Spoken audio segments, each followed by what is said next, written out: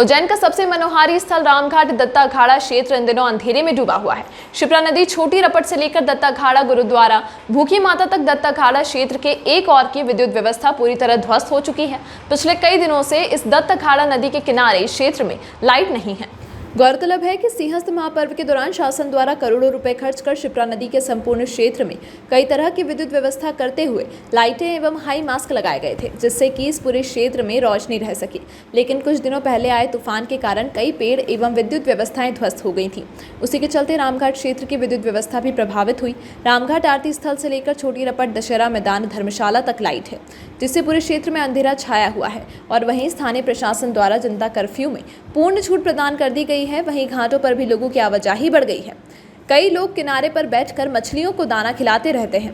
ऐसे में यदि उनके साथ पानी में कोई दुर्घटना होती है तो दत्ता अखाड़ा क्षेत्र में अंधेरे होने के कारण यहाँ रह रहे बचाव दल के लोग, जिसमें होमगार्ड, मां शिप्रा तैराक दल के सदस्य शामिल हैं, उन लोगों की मदद नहीं कर पाएंगे। स्थानीय प्रशासन को जल्द से जल्द इस पूरे क्षेत्र की विद्युत व्यवस्था को ठीक करना चाहिए।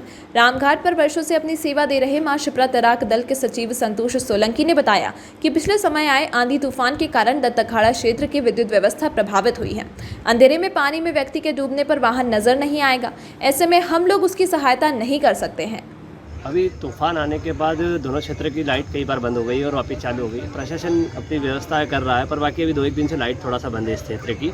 पर अभी क्या है कि जिस तरीके से लॉकडाउन छूटा है, वो लोग जिस तरीके से रामघाट या तीर्थ स्थलों पर जा रहे हैं, वहाँ पर जिस तरीके से लाइट देखते हैं तो उस तरीके से अच्छा नहीं लगता, अच्छा मैसेज नहीं जाता अपना। इसलिए प्रशासन से निवेदन है कि इस तरह की लाइटों पर ध्यान दिया जाए और घाटों के किनारे पर भी ध्यान दिया जाए। कई लोग घाटों के किनारे पर कंजी वगैरह है या कुछ ऐसा गहरे पानी में नहीं चले जाए जिससे दुर्घटना हो और इस शहर की छवि खराब हो। तो प्रशासन से निवेदन है कि इस तरफ भी ध्यान दिया जाए।